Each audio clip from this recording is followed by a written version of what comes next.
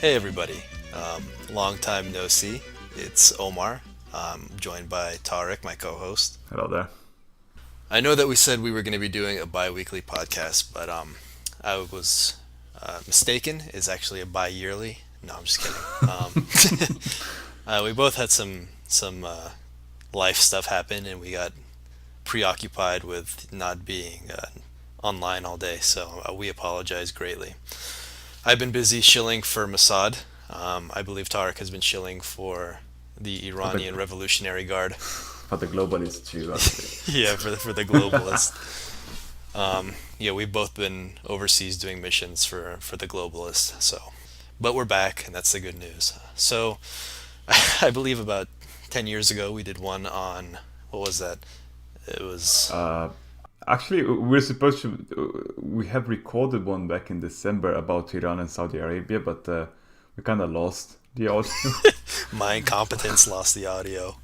But what was the one that we did before that? It was the The Kurds. first one, Yeah, the Kurds. yeah, about the Kurds. So Yes. as opposed to that format where we actually did a lot of research, we're kind of just going to go over current events and skim over some things. We're not necessarily going to have 100% of the facts, but anything that we find interesting today during our topic, like current affairs, we'll delve into it later. And, we can do standalone episodes with a lot more research and background into the history. But like I said, right now we're just doing current affairs. It's.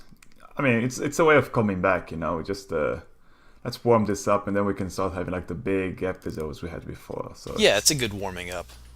So, what's in the news? I guess this rapper died today. No, I'm just kidding. So, I think the big fish on the table is North Korea, and everybody knows it. Although it's kind of waning in significance right now, it's still a pretty big topic because it's a big point of contention in American left-right politics. People are saying, "Oh, either this is the greatest achievement of the 21st century, or this is useless and the dumbest thing that's ever happened." There's no nuanced opinion for some reason. yes, no, indeed. So, um, in my opinion, I think this is kind of a popular one online with nuanced chads. Is that this was good for a dialogue. I think the actual agreement is pointless. It's kind of symbolic more than anything. I even think that within the agreement it says that they're going to reaffirm their commitment, as in they're reaffirming their prior commitment that they signed under the Clinton administration to denuclearize. And we were researching this a little bit beforehand, and we remember that that agreement was actually canceled under Bush in 2003 when he had that whole axis of evil spiel, and obviously they relaunched their nuclear program because they're not stupid. Um, but yeah, it's kind of funny how history repeats itself. But back to the actual agreement, I think that Kim is a lot more centrist, nuanced Chad than his predecessors. um, he definitely he doesn't have that Cold War mentality, and he definitely has a more Western perspective on the world. No, no, I gotta agree with you on pretty much all the points here because indeed Kim has been shown to be a bit more down to earth than his predecessors when it comes to international diplomacy and also how he has been running the country so far. But then again, he's still the leader of North Korea, so you can't really just expect he's gonna drop everything and embrace Western democracy and free markets all of a sudden. It's not gonna happen. And I mean, at least not in the horizon, so to say. But indeed, he's taking some steps. But then again, just as you said, it's quite symbolic. We've been talking so much about how the two Koreas are talking back again, and how the presidents met for the first time in so many years, and the first time a North Korean leader has gone to South Korea. It has been very symbolic in all its aspects, also with Trump. But then again, it's symbolic. It doesn't really mean that we're going to achieve long reaching repercussions just because of these symbolic events. They're good, but then again, it's a bit too soon to tell.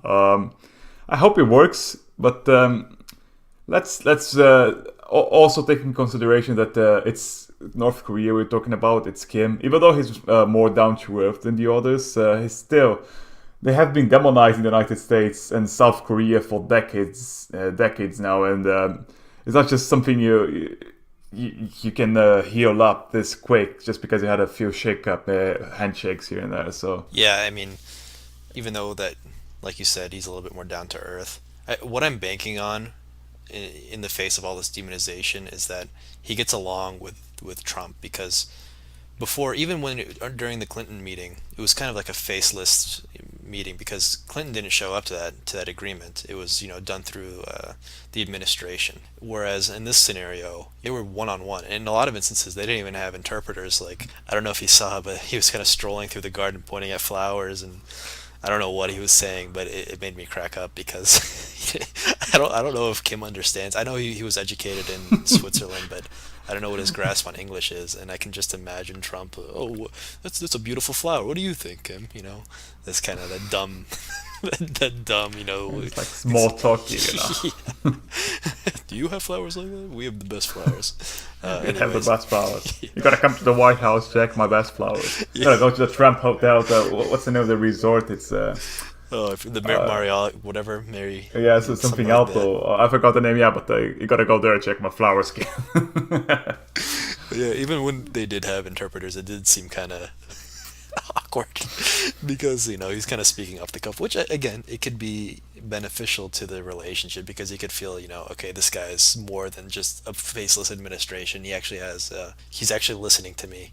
So whatever comes of it, I hope the best. I guess I could say I don't want to see ongoing conflict for the rest of my life in that region or in general. But what else do you have to add to that? I just wanted to add to that because it was kind of the subject of my thesis about how bargaining works in peace negotiations, and Trump is just going, textbook businessman when it comes to that. I mean, Trump is Trump is the businessman, and he also applies a lot of this bargaining, this negotiation mentality in whatever he does, and I think that what was the main difference here between how Obama tried to handle the situation, how Bush tried to handle the situation. They went very diplomatic, very state apparatus. Okay, our department talks to yours, stuff like that. And Trump was much more direct. Was much more the bargainer. So I think that might be why. Of course, he was so aggressive when conducting his negotiations, but in the end, it worked. So I think that deserves some recognition as Yeah, well. so I think I told you earlier that I've seen a lot of business people act the same way when conducting themselves. And it's definitely useful when it comes to people with a cult of personality and that have been like kind of isolated and secluded from the global society. Is that the right term? The global society, the globalist, the globalist. Yeah, I think it works. No, but We live in a but society. yeah, I do agree that this is definitely a better approach than the previous administrations because at a certain point, that faceless kind of that faceless, oh, I'm going to send my people to you and we're going to exchange in 7 to 10 business days. I mean, it doesn't work because it's impersonal and you're dealing with a man that has a lot of power. It's not like it's not like the Juche. How do you pronounce it? The Juche? I don't know. Yuche, The, yeah. I think it's not it's like Yuche, it's not like. whatever. I'm sorry. I think it's Yuche or something like that. Because apparently the J is supposed to be a E sound, like Kim Jong Un. But Oh well. I'm not sure. So Well, I'm uncultured swine, so I can get away with that. I just use the Arabic, accent or something. Yeah, yeah. But yeah. So I don't think his assistants and his ministers actually have much say in anything that they do. So this type of bargaining is a lot better. I think I've expanded upon this way further than I should have. It's But unless you have anything else to add, I want to kind of segue into the Iran deal. yeah, no, that's where it gets hot now. Yeah, so as mentioned earlier, I think it's funny how there are such close parallels between what's happened in Korea and this deal and what's happening with Iran because, like I said, Bush canceled the deal in 2003 that they had, and then they began creating nukes again in 2006. So what we're seeing is they've canceled the deal. Trump canceled the deal with Iran at the behest, I believe, of his advisors. I think they're the ones that kind of pushed him to do this more prematurely. I don't think he was planning on doing it right away. This is kind of just my opinion, but I think he wanted to meet with them and then create a new deal and then replace it, in a timely manner, not just take it off the table completely. But his neocon staff kind of convinced him, we need to do this right now to boost your poll numbers, make you look good, all that kind of good stuff. I don't know where you stand on that, but that's pretty much what I believe 100%. I agree with you on that one. And but we have to go back just a little bit. And indeed, Trump had been, I won't say demonizing, but indeed antagonizing Iran for quite a while, since his campaign, actually. Even before he was a serious candidate, he was always blaming Iran for, well, basically being the axis of evil. So, in a sense, it wouldn't be. It really comes to no surprise that he's very skeptical about the deal Obama had made with Iran. So he wants to at least, how can I say, edit it in some way, because indeed it's not so. The terms of the deal are quite bland. Okay, Iran, you have to turn off your nuclear capabilities. You have to tone it down at least. And in 10 years, we can discuss it. There are no real punishment for your misconduct. And now, okay, let's lift the sanctions. What you think? So in a way, Trump sees that as a very bad deal, and his team obviously also advised on the same. And since they very much influenced by the Israeli perspective, back a few weeks ago, remember we had Bibi and his PowerPoint, and I mean it's a very unconvincing PowerPoint, but he had only to convince one person, and that person was Trump. Yeah. So indeed it worked, because just a couple of days afterwards, Trump really reconsidered the deal with Iran. So, in a sense, there was a lot of this pressure. So, I do think that a large part of this is coming from external forces kind of influencing him. But again, you're right, on the campaign trail, he was really hard on this. But I think that is just because it was Obama, and anything that had to do with Obama, he was going to go after pretty, harshly. Because he's even to this day, he's making up a lot of stuff about the deal that just isn't true. Like the amount of money that was exchanged, it ended up just being frozen assets from the revolution that the U.S. had, and they released it to him, or Obama released those funds back to Iran, and he's making it seem like that came out of the U.S. Treasury or something.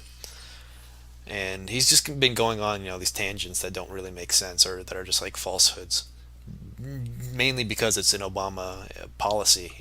It's an Obama directive. So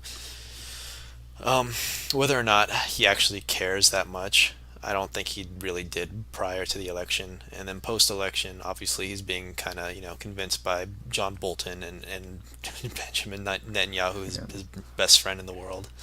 The PowerPoint of yeah, the PowerPoint of the century. Oh yeah, It's like a high school, a grade school PowerPoint. So, but it worked. So yeah, it worked. I guess so. I guess we should all take notes from Bibi. yeah. Stay very minimalist and all that. So Yeah, he's a adherent to the minimalist style of art. uh, but we digress. But, We digress. But yeah, also Kushner as well is a main factor in this whole thing, because he has close ties to the Israeli lobby, and actually Bolton does too. I believe that I read that he's a dual Israeli citizen, but I can't 100% confirm that right now. But yeah, these guys definitely have interest in making sure that Iran stays neutered. And then on top of that, their deals with Saudi Arabia further extrapolates that. So I think the original point of this was to compare it to the Korea deal, but we've kind of gone off track. Okay, That's okay. let's compare it to the Korea deal, but which is hard to compare, because even though it's the same pretext of weapons of mass destruction in the hands of countries with not so good of a track record on heavy weapons, so what could be argued that indeed we can see there's a greater cooperation, or like a willingness to cooperate from all countries regarding weapons of mass destruction. especially North Korea and Iran in this sense. But the countries are not so much, we're gonna test these weapons and you have to fear us for having them. I believe there's a lot of cooperation, also from the part of the bastions of democracy. You no longer invade countries on the pretext of Yeah. weapons of mass destruction. So maybe that's a good point. We are seeing greater peace and diplomacy reigning in instead of invading people. Yeah, I think it's been So such a PR disaster that they're trying to avoid that because, and especially at the time, like 2003 when it happened, people weren't, on social media all the time and they didn't have access to news 24/7. And now people can complain a lot. They can make their hands off Syria meme avatars yeah, and hashtags and all that. yeah, so it's a little bit different society now. It's actually a very good point that we maybe even should make a podcast about that. It's the role of social media in shaping politics of today, and indeed has social media has allowed us to have a much more direct participation into policy making. So that's very interesting as well. Yeah, those Syrian anime cartoons are really helping avoid conflict right now. Well, in a way, they are. So it, it that's the best yeah, part. it's also funny. I mean, this is kind of a tangent, but it's funny how we're seeing sides that we would never see cooperate joining forces say, "Hey, we don't want foreign intervention." I think the best example is those Richard Spencer types, and then the communists, and then like the social democrats, the Bernie Oh, the types. yeah, it's It, all in the horseshoe.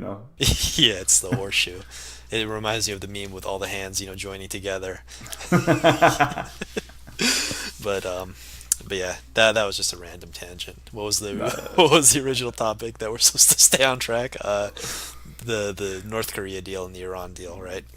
So, um, but yeah, I was joking earlier about the similarities and how in 2006 they began their production and there was no reaction really besides more sanctions and kind of tough talk by Bush, but they ended up invading a whole country because of it in 2000, like 3 years prior.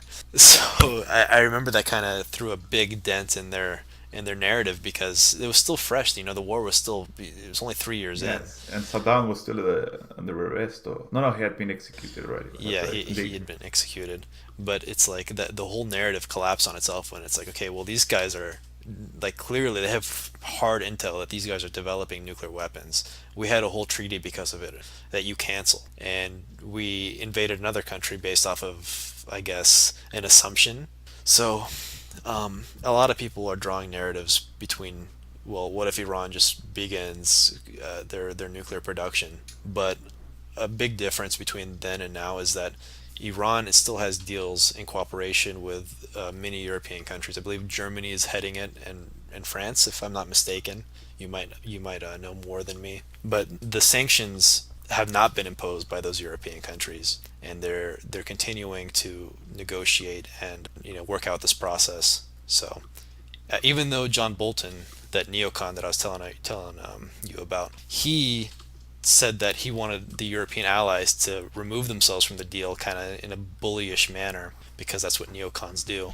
And I think that actually would have worked if this was 2003. They might have said, "Okay, yeah, we gotta do what America said." Now it's really Yeah. bad optics to say, "Oh well, if America's telling us, I guess we gotta do it, right?" Macron is basically saying no, and Merkel is saying no. So Actually, this kind of connects to two other points, but initially, yeah, I'd say that Europe is becoming much more independent from the United States when it comes to international policy, even though they agree in the most points, even though they are the democratic West. But I'd say that perhaps one of the reasons was now because all the spillovers that the American policy has brought into Europe with the refugee crisis, the terrorism crisis, and all the subsequent repercussions that the U.S. foreign policy had, and that Europe had to handle the mess, had handled the shockwave. So in a sense, they are much more skeptical about aggressive diplomacy. yeah, it's a good point.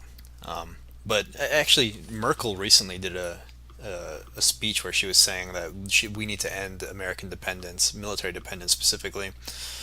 But it's kind of hard because America has so many bases in Europe, and Europe is so dependent on the military to defend their interests. Because I think there was a recent report that said only like three of their fighter jets in Germany are operational. Most of Yeah. their tanks are broken down. They don't have parts to repair them. I think the strongest military is probably going to be France, if we're not counting the UK, obviously. Poland is they're actually trying to pay America to come build bases and stay permanently because people are so worried about the Russian threat. Kind of we're kind of going back to the Cold War, I guess. Yes, it's even worse now. Yeah, Because now we're not really sure what's happening. I mean, the Cold War hell, those are the commies. These are yeah, the damn commies. Oh, but no, but indeed, and it's a nice reigniting we're seeing in the global stage right So, now. so it's kind of funny because you see these two divergent opinions where they're saying we don't want this to keep happening. American policy is really messing with our countries, but at the same time, we don't have the means to actually kick them out because we're dependent on them.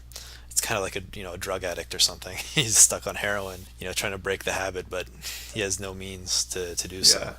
Yeah, That was actually a really bad and metaphor or analogy. but it makes sense. But also in a way, Russia knows this, and Russian is trying to, push the situation further. As a matter of fact, especially in some other borderline European countries, for instance, Italy, and which are in many ways upset at the EU in many aspects. And Russia is trying to force it's trying to push some support from those countries uh, into shaking up the EU, and that's the magic part of all of this. Yeah, as much as the right wing is kind of gaining momentum in Europe, it does benefit Russia in the long run for these people to be anti-EU and anti-NATO and all this.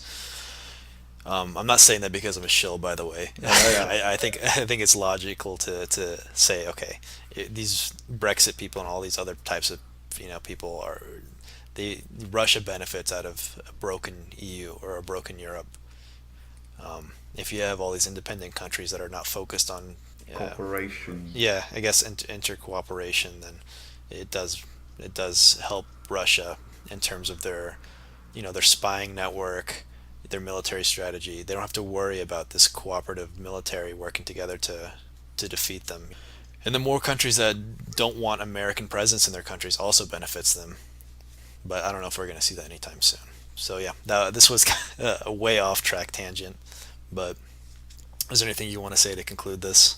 No, there's a lot, but one thing at a time. I think we could talk about the EU another time. It's just a whole series of podcasts in themselves. So Yeah.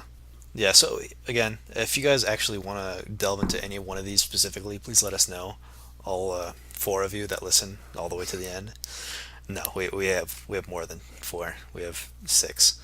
But yeah, so moving on from that, what do you think about Trump in general? The deal aside, just his whole presidency from a European perspective, because I believe you've been in Sweden for the majority of the time that Trump has been in office. oh yeah, no, they fucking hate him. Yeah. They fucking hate him, and I think throughout the world, actually, Trump is either met with a lot of hate or some sort of a supernatural appreciation for some reason. Yeah, he's but pretty polarizing in that regard. I would assume that it's because the right wing in Europe really appreciate what he's doing and what he's talking about, right? but I mean, in many ways, Trump hasn't really been all the monstrosity people claim he is. He's been, of course, he's been a Republican president, conservative in many aspects, and well, he had his faux pas before.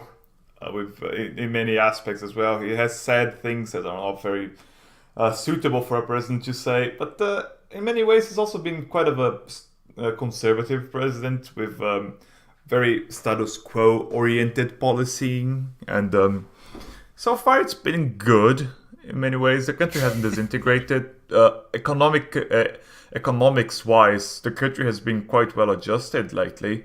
And even internationally, since we're talking about the diplomacy, of course, we had the bombing in Syria, but there's always the US is always somewhere bombing someone. But in a sense, he has been much more down to earth when it comes to intervention. He has his goals. Of course, he has his board of advisors. But let's say in the case of Syria, he had the red line is chemical weapons. You cross the red line, we are going to destroy the facilities which we believe the chemical weapons came from. And that was it. No boots on the ground, regime changing operations. It's just he has been quite isolationist in that regard. So Yeah, I mean, so first off, from like a domestic perspective, the economy is doing really well. I mean, in terms of the GDP, it's growing quite significantly. I think it's at 3% or 3 points right now. I'm not sure. yeah, Wage growth it's happening in some parts of the U.S. It's not happening overall, but I've seen a lot of like Democratic talking points saying, "Oh, wage growth is stagnant right now," but you have to look state by state for that. Unemployment is low. He likes to make it a point to say black unemployment is low, Mexican unemployment is low, stuff like that. That's his thing. Um, but yeah, obviously he's a businessman. He knows what he's doing in a lot of respects in regards to the economy. I won't deny that. But in terms of just like public decorum, I have to say he's a mess. It's quite funny. And then in regards to foreign policy, I don't think he cares. He kind of defaults, like you said, it's a status quo. A lot of these progressive types like to make it a point to say, oh well, look what he's doing, all this warmongering, but it's no different than Obama, really. I mean, he has a more neocon staff that would definitely like to see some more intervention, particularly like in Iran and Syria. Again, I like to default to John Bolton and Kushner because they're like the worst. But in terms of what he's actually done, it's all been kind of vanilla, run of the mill, continuation of what we've always been doing. exactly. Run of the mill. That's the word for it. It's just very textbook president. Yeah, very textbook. But like you were talking about in Syria, I think that the types in his cabinet that would like to see it happen are way outnumbered by what would be like public outrage, especially after the Iraq fiasco and what it's caused, and like the reverberation it's had to this day. No one wants to see that again. Um, Even though they lobby for that kind of stuff, and in their Israeli packs and their neocon packs that they're a part of, it's not going to happen. Um, I think the Syria strike was mostly symbolic, just so Trump could say he did something. I don't know about you, but I really don't think there was any evidence to perform that strike because they had investigators on the way from the UN, and they just decided to strike anyways because I guess YOLO, yeah, we're gonna carpe diem or something. So yay, let's do this. No, but yeah, no, okay. Finish first. yeah, we have the best strikes. I bet somebody just walked in and just told him, "Hey, we look at this dead kid. You could prevent this." And he's like, "I know what to do," and they just launched some Tomahawk missiles. I heard that those tomahawks were actually aging already, just like Cold War era. And hey guys, wanna do something before they spoil away? So yeah, let's go. Yeah, it wouldn't surprise me, especially because I was in the military. There's such a stupid amount of waste that goes on. But yeah. So what do you think about that whole fiasco?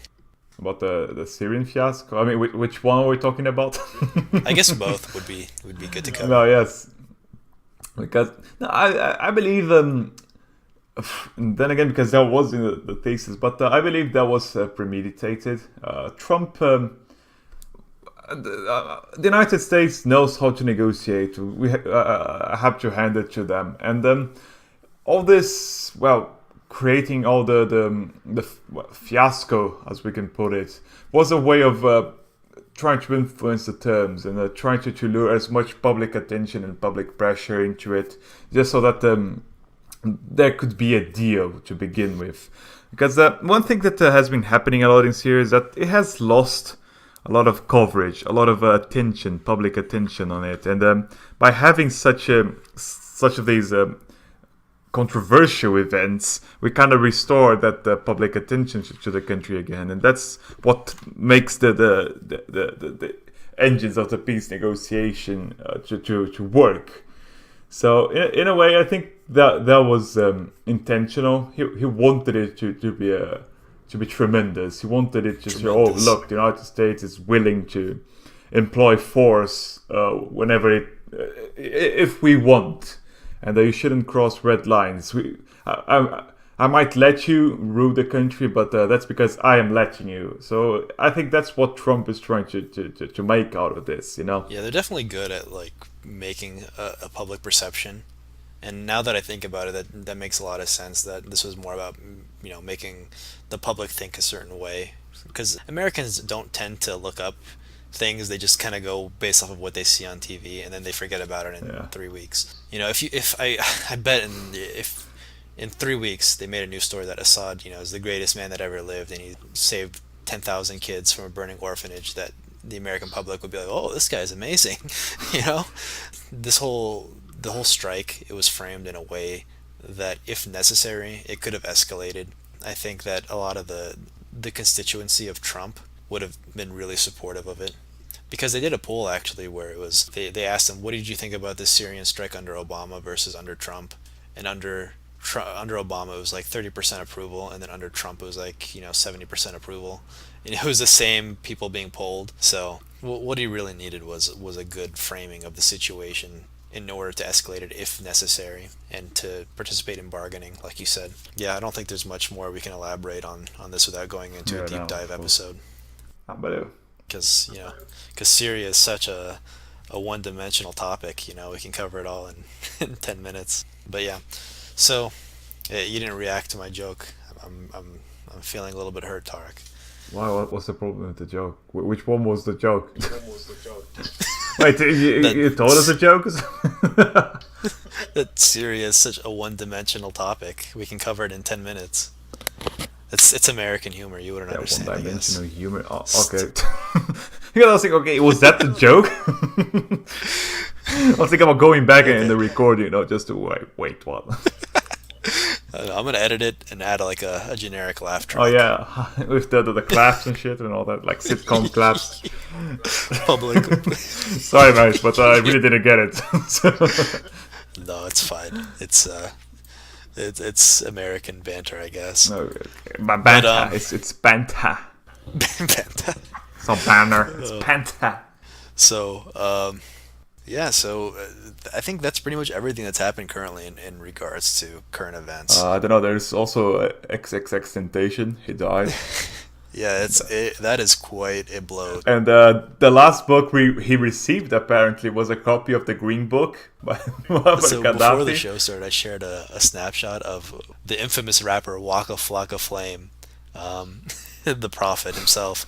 He apparently he posted it on his story, like what was it? It was like saying, "Hey, call me" or something like that. But if you look up, it's like, "Hey, read this." And it's the Gaddafi Green Book. No, read this. Wait, what were the exact words? Because they are awesome. Is Yeah, look it up.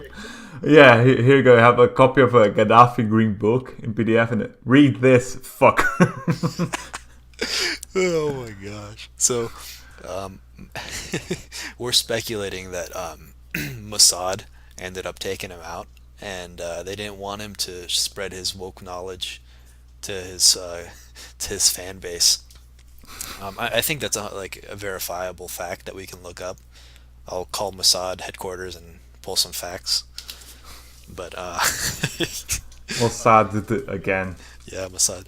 I was laughing because it reminds me of Gerald Bull. Is that his name? The Canadian engineer that worked on HARP. Are you familiar with the story? Oh no, not at all. So yeah, he worked with NASA in developing like this platform to launch satellites into space, and they ended up scrapping the idea, and they're like, yeah, we don't want to go with this. So he ended up helping Saddam build artillery, and then he also was helping him develop the Project Babylon gun. Do you know about the Project Babylon gun?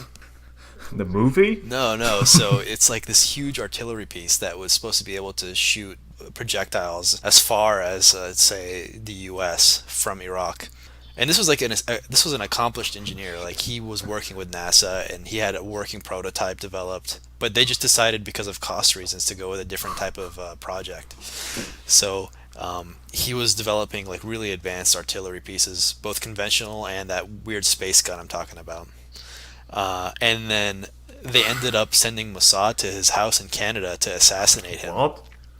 Damn. Yeah, so they killed him, and then they made like some documentaries about it. But it's kind of with everything else that Mossad does, it's like swept under the rug, and no one really talks about it because they're good boys who didn't do nothing. I mean, that's what the Secret Services are for, so. Yeah. So, but yeah, so he got assassinated, and that's the joke, I guess, is that they sent Mossad to assassinate XXX Tentacion because he had the knowledge. He was gonna build the next Stargate or something with the knowledge of the Green Book. Sumerian Stargate, right? I mean, there's unknown knowledge that can be tapped within the Green Book. Yes. It would have Actually, we should make a podcast about the Green Book because there's so much knowledge there indeed. That would actually be a fun podcast. We just go through the because it's a pretty short book. I have it here near me. It's not that Yeah, long. it's like a I don't know. I had like the small one. Maybe had like 40 pages, but each page is like 3 paragraphs. So. Yeah, it's it's I don't know how to describe it. It's like neo-Baathism. Yeah, it's like and then again, it was written by Gaddafi, and he kind of just wrote it for the fun in many ways. So, It's a joke. hey, bro, it's just a meme. This is where me and Tarek disagree because I actually like it a lot. I've told people for a long time that I really like this book, and he's making me feel bad like an idiot because I like this book. I'm not saying I don't like it, but I just think that I mean, Gaddafi kind of just went YOLO on that book. So I disagree. I think it is a masterpiece, and it is the literary Shakespeare of our time.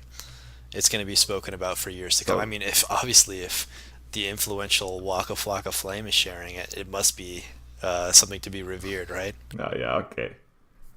No, okay. I'll take it back then. I'll take it back because maybe Good. it will work or something. Maybe we'll see like a rebirth of the Green Book. So Yeah, we should do a Green Book 2, the sequel. yeah. Upcoming. This was supposed to be about current events, but we're talking about like a 50-year-old book now. But I don't mind. I actually like talking about this kind of No, stuff. the Green Book is awesome. Yeah, it's amazing. I don't know if you want to delve into it today, but we also had guns as a topic of discussion lined up. Oh yeah, no, I think this one we should cover next time because come on, it's a big one. It is a big one. I don't know. Maybe you want to give like a teaser of our opinions, just generally. Well, I can't say I'm against guns in all aspects, but I think we should be very responsible and a very how could you say, another nice word for responsible, I guess, but really discuss a lot if we really want guns to be so free in our society. Excuse me, because I don't know, when people talk about legalization, it doesn't really have to be like a Arizona kind of legalization where you just show up with your ID and buy guns. I think that's a bit too extreme. So my point would be we have to introduce a very responsible gun law if we are going to legalize guns. So this is another point where we diverge because I'm actually in Arizona and I'm a huge proponent of like this libertarian ANCAP type of philosophy about guns. Maybe more, this is kind of reactionary, but I am a big proponent of gun ownership, and it's a big part of my life and my philosophy, because I'm a shill for the neocon libertarian lobby, so I'm required to say these. Hold on, let me get to the next page so I can read off my sponsors, the Koch brothers. No. But yeah, so this would be a good topic to dive into a later episode. We can also get some other perspectives from people around the world.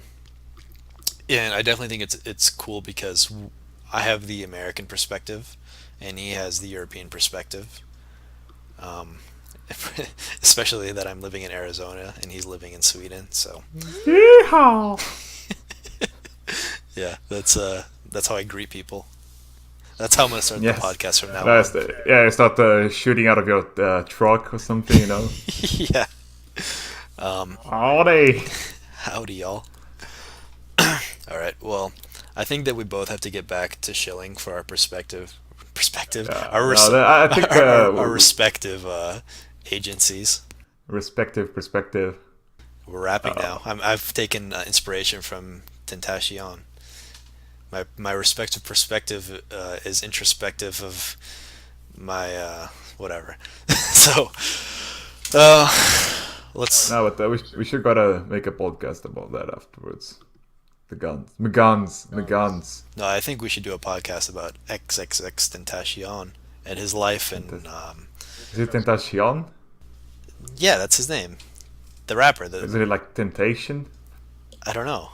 Is that like a Portuguese word? I don't know. I think it's like a.